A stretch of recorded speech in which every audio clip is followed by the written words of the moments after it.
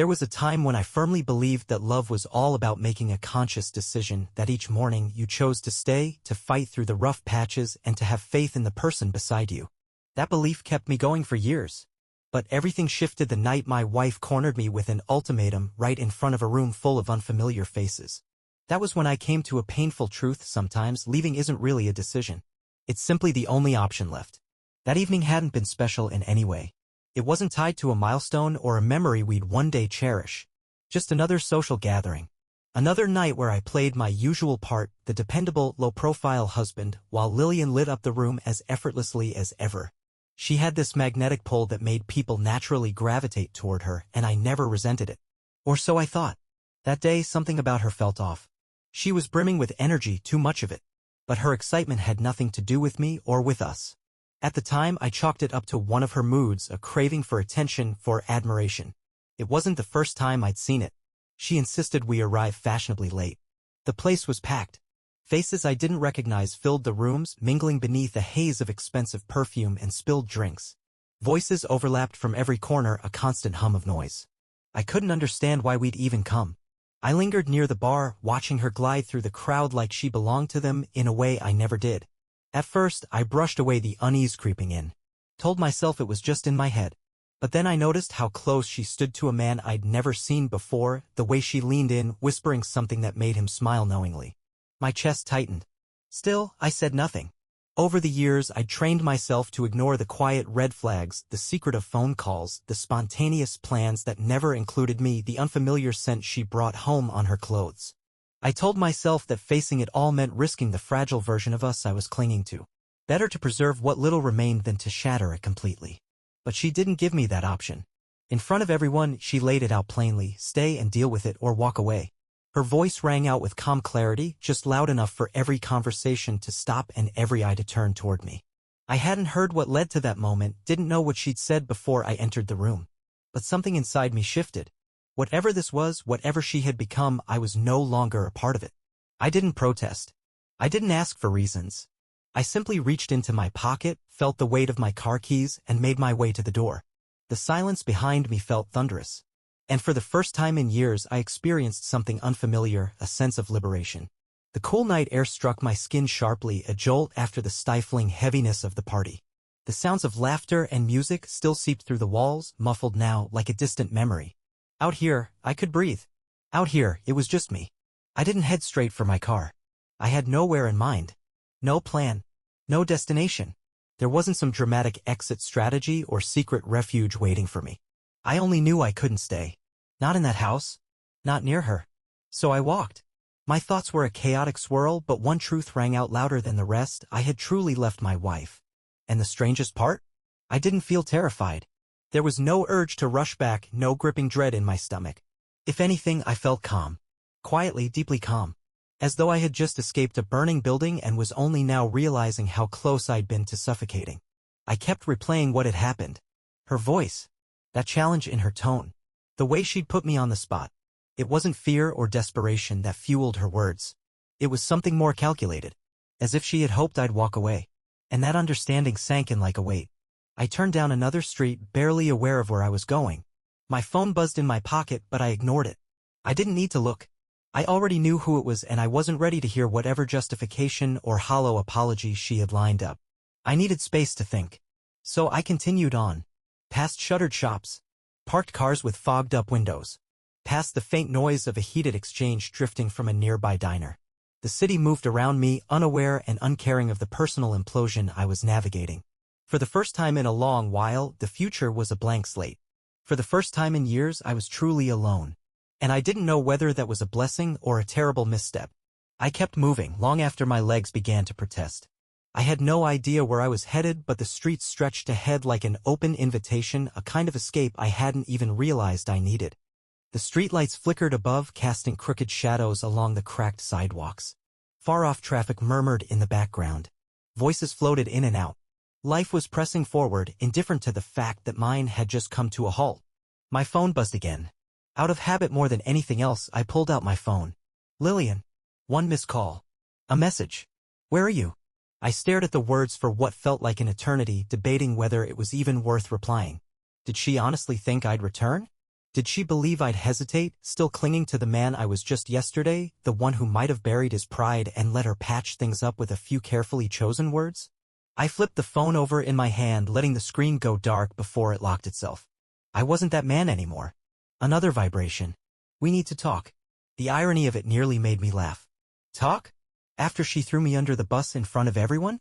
After she made me look like a fool, waving around an ultimatum like I was some obedient pet waiting on her next command? My grip tightened around the phone, knuckles turning pale. There was no conversation left to have. Instead of replying, I shoved the phone deep into my pocket and continued walking. I wasn't sure how long I wandered through the empty streets, but eventually my path led me to a small, 24-hour diner, the kind that seemed frozen in time, steeped in the scent of burned coffee and greasy food. The kind of place where the staff knew your order before you sat down. I stepped inside, a bell over the door chiming softly as I entered. The diner was mostly deserted. An elderly man sat alone at the counter, slowly sipping coffee while a young couple nestled in a corner booth were lost in quiet conversation. I made my way to a booth tucked into the far end and slid in. My eyes drifted over the laminated menu, though I didn't register a single word. My thoughts were elsewhere, fixed on the final moments before I walked away. The expression on Lillian's face stayed with me. She hadn't followed. She didn't even call out my name. She just stood there, watching, not moving a muscle. That silence haunted me. Because in all our years together, despite every argument and every cold, silent evening, she had never let me walk away without at least trying to stop me. Not until now. A waitress broke through the fog in my mind. She looked to be in her early 50s, worn out, maybe, but kind in a way that said she'd seen everything and judged nothing. Wallaby Han? I opened my mouth to respond, but before I could say a word, my phone buzzed again. This time, it wasn't Lillian. Connor. Seeing his name made my chest tighten. My best friend. What was he doing calling me at this hour? A sense of unease crept over me as I hesitated, then answered, pressing the phone to my ear. Yeah? There was silence. Then, finally, a voice. Man, you need to hear this. I leaned forward, holding the phone tighter, trying to steady my breathing. Connor never called this late unless something was seriously wrong. Connor? I asked, my voice tight. What's going on? He hesitated.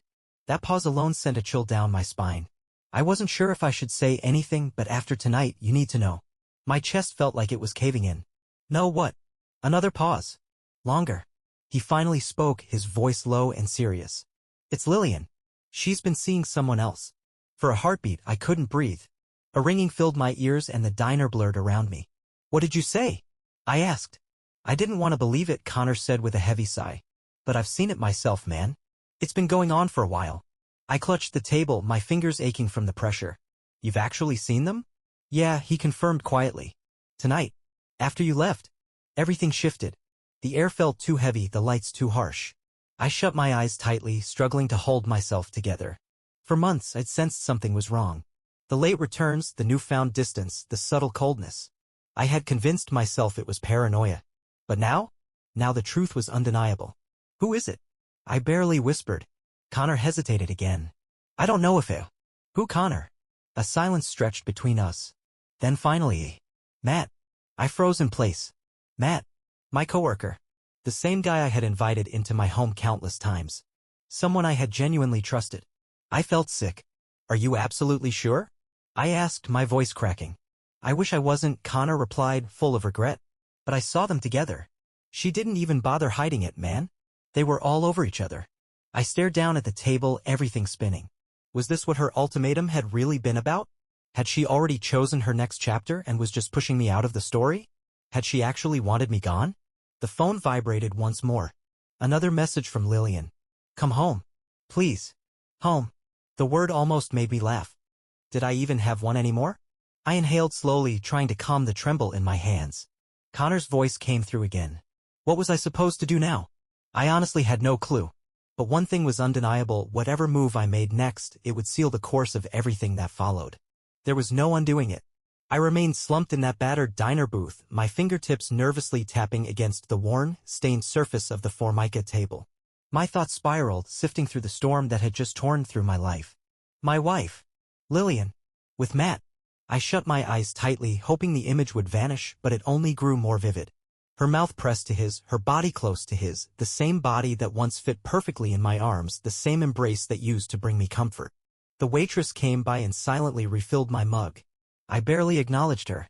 The world around me had blurred, melting into a distant, muted buzz. The clatter of dishes, the low whirring of an aging ceiling fan, a faint country tune drifting from an old jukebox, it all faded into the background. Connor was still on the line, waiting for me to speak.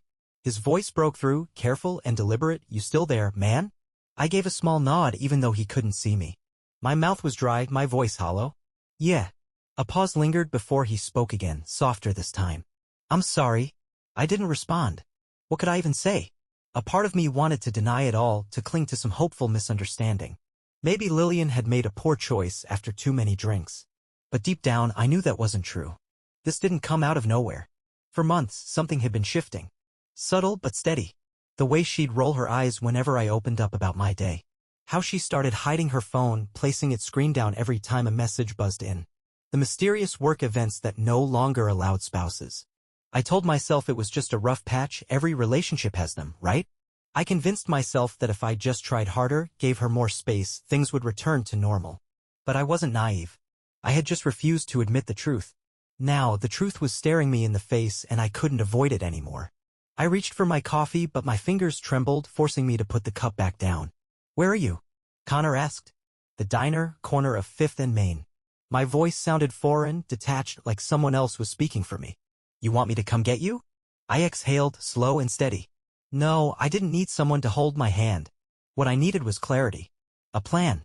My eyes drifted to my phone screen again. Lillian's message still glowed, "Come home. Please." For a brief second, I considered ignoring her. I could just disappear, vanish into the night like a shadow from an old detective film. But this wasn't fiction. This was my life, with real consequences, real pain, and a house that still carried the weight of shared years. And Lillian? She probably still believed she was in control. No, I wasn't running. I was going back to face her. To look her in the eyes and force the truth from her own mouth. The drive home felt like it stretched into eternity. 20 minutes of silence, no music, no distractions. Just the steady blur of passing streetlights and the empty road ahead. My thoughts kept looping the events of that night. Her bold challenge for me to leave. The smug grin when she issued that ultimatum. The fact that she hadn't chased after me when I finally did walk away. And now, after all of that, she wanted me to return? For what? To be lied to? To be told it was nothing, just a mistake, just a misunderstanding? I wasn't falling for any of it. By the time I pulled into the driveway, my nerves had settled. My decision was clear. I was going to walk into that house, sit down across from her, and let her unravel the truth herself. I remained in the car for a moment, gripping the steering wheel like it was the only anchor keeping me from drifting into chaos. The house, our house, looked exactly as it had that morning. Porch light on, casting a gentle glow. Lillian's car parked neatly in its usual spot. On the surface, nothing had changed. But everything had. The man who had left this house hours ago was not the same man returning now. That version had been worn down, too willing to overlook the signs, too eager to keep the peace. But the person stepping out of this car now? He was done making excuses. I got out and walked to the front steps, each movement deliberate, my pulse calm. No fury. No panic. Just razor-sharp determination. She was waiting for me. She must have been watching through the window because the moment I stepped onto the porch, the door opened. She had changed. Gone was the glitzy party outfit and flawless hairstyle. Now she wore one of my old sweatshirts, the one she always claimed was the coziest thing in the house. Maybe she thought it would bring back memories, soften my edge. It didn't. She stood there, her wide eyes searching my face, her expression unreadable. "You came back." I didn't answer. I walked past her like she was a stranger in my home. The house was quiet. Too quiet. No music playing. No background noise from the TV. Just the ticking of the clock on the wall. I turned to face her, folding my arms across my chest. "All right," I said evenly. "Go on. Talk." She blinked, clearly caught off guard by my straightforwardness. "What?" "You said we needed to talk," I repeated. "So start talking." There was a pause. She shifted uneasily, her weight moving from one foot to the other. For the first time in what felt like forever, she didn't appear sure of herself. The control she usually clung to was slipping. That was a start. She drew in a breath. "Look, I realize things got out of control tonight." I raised my hand to stop her mid-sentence. "Cut the act, Lillian." My tone was level, emotionless. "You don't get to act like this is just about some party spiraling out of control." Her jaw clenched tightly. "Then what is it about, in your opinion?" I nearly laughed at how transparent her tactic was. She wanted me to say it aloud so she wouldn't have to. "Fine. I know about Matt. Her face lost its color in a flash. For just a brief moment, a mix of guilt, panic, maybe even fear flickered across her expression before she masked it. I don't know what you're talking about, she said. I exhaled slowly and nodded. Of course you don't, I echoed. Naturally. I pulled out my phone and opened the call log. So how about we ask Connor? He saw you leave with him. Honestly, probably half the party did. She swallowed hard, and there it was, a visible fracture in her composure. Please don't, she said, her voice barely above a whisper. I lifted an eyebrow. Don't what? She didn't answer. Instead, she turned away and rubbed her temples like the whole situation was some unbearable inconvenience for her. Like she was the one ambushed tonight. That's when it struck me she never intended to tell the truth. She hadn't called me home to come clean. She wanted to manipulate the narrative. To twist it around and make me question my own judgment. To convince me I'd imagined it all, that I was just being irrational. For years I had let her shape the truth, distort reality. Not anymore. You should sit down, I said.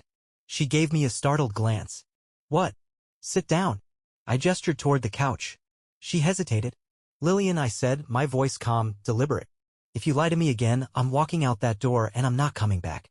And when everyone asks why your husband suddenly vanished, you'll be the one left to explain. Her gaze darted toward the door like she was calculating whether I meant it.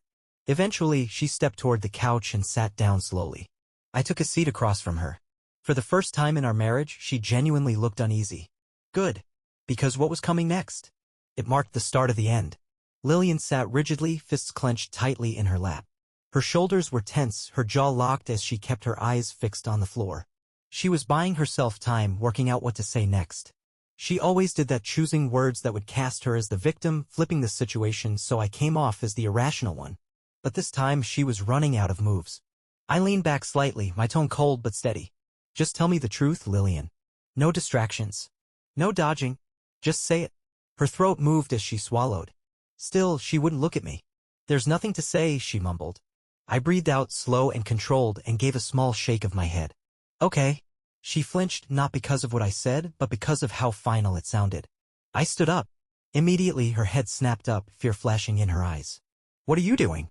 I told you, I replied, reaching into my pocket for my car keys. Lie to me one more time and I'm gone. She shot to her feet. Wait.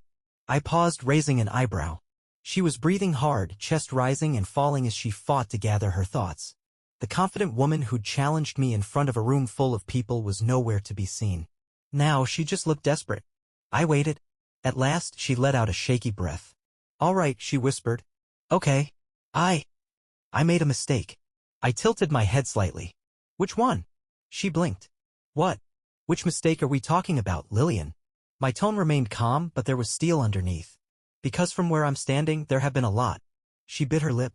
It wasn't serious. I laughed, but the sound was cold, sharp. You weren't serious? Or he wasn't. She winced, and that was all I needed. That told me everything. He had never meant to stay. He was just another thrill, another secret she thought she could keep.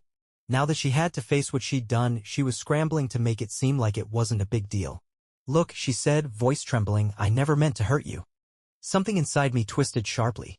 That was the worst part, not just the betrayal, but how casually she said it. Like it had been an unfortunate mistake. Like she had simply stumbled into someone else's arms and now we were here. Why? I asked. My voice didn't carry anger anymore. Just exhaustion. She hesitated. I don't know. I let the silence hang. She did know. She just didn't want to admit it. She had spent months, maybe even years, convincing herself that I was the issue. She used to say I was too absent, too caught up in my own world, too easy to predict. In her mind, she had crafted a narrative where she was the one who lacked something, a version where her choices were justified. But now that story was falling apart. I gave a slow nod, moving back toward the doorway. I'll arrange for someone to pick up my belongings. Her eyes widened in disbelief. Wait, you're not really. I told you already, Lillian, I said while pulling the door open. I'm finished. She darted toward me, reaching out in desperation, but I instinctively stepped away. Please, she murmured, her voice trembling, we can make this right. I stared into her eyes, hoping to catch a glimpse of something sincere, regret, sorrow, anything authentic. But what I saw wasn't grief. It was fear. And not fear of losing me, but fear of losing her hold over the situation. That alone sealed my decision. I didn't offer another word. I simply walked out. And this time I didn't turn around. The night breeze brushed against my skin as I stepped off the porch for what would be the final time. The burden I had carried for far too long, confusion, guilt, the constant effort to make sense of a relationship that never made sense, dissolved. I hadn't felt that weight lift in years. I was finally unburdened. Lillian didn't come after me. She didn't call out, didn't plead or cry. Perhaps she assumed I'd return once my anger cooled. Perhaps she still believed she could mold reality into something more comfortable for her to grasp. But that was no longer my concern. I slid into the driver's seat, gripping the steering wheel, and allowed myself to sit in the stillness. My reflection in the rearview mirror looked unfamiliar, like a man no longer shaped by someone else's demands. I had poured so much of myself into keeping our marriage alive, clutching onto broken fragments that only left me wounded. But some things aren't meant to be salvaged. Some things are simply meant to fall apart. I turned the key, started the car, and drove away from the house that used to be my sanctuary but had long since become a shell. And as the distance grew, a strange and beautiful feeling settled in. I felt free. The following weeks weren't easy. Not because I longed for her, but because I had to rediscover who I was without her shadow. At first, I'd instinctively reach for my phone to message her, only to remember there was nothing left to communicate. I would hesitate before entering the place I now called home, half expecting her voice or presence. But she wasn't there. And that was perfectly fine. I began reconnecting with old friends, ones I had let slip away because Lillian had disapproved. I revived hobbies I hadn't touched in years. I started waking up without that dull, oppressive weight pressing on my chest. Most importantly, I began looking ahead instead of clinging to the past. Roughly a month later, I found myself in a cozy coffee shop, enjoying the calm, when someone sat across from me. "Hey, stranger." I looked up and there she was. Isla, an old friend from a life that felt long past. Someone who had always lingered in the background, quietly witnessing as I built a future with someone who never truly appreciated it. She gave me a warm smile, tilting her head. "You look different," she said. "Different how?" I asked, curious. She took a sip of her coffee, observing me closely. "You seem lighter." I laughed quietly and shook my head. "I feel lighter." And I really did. For the first time in a long while, I wasn't clinging to something that harmed me. I wasn't chasing someone who never wanted to be caught. I was finally present, finally living.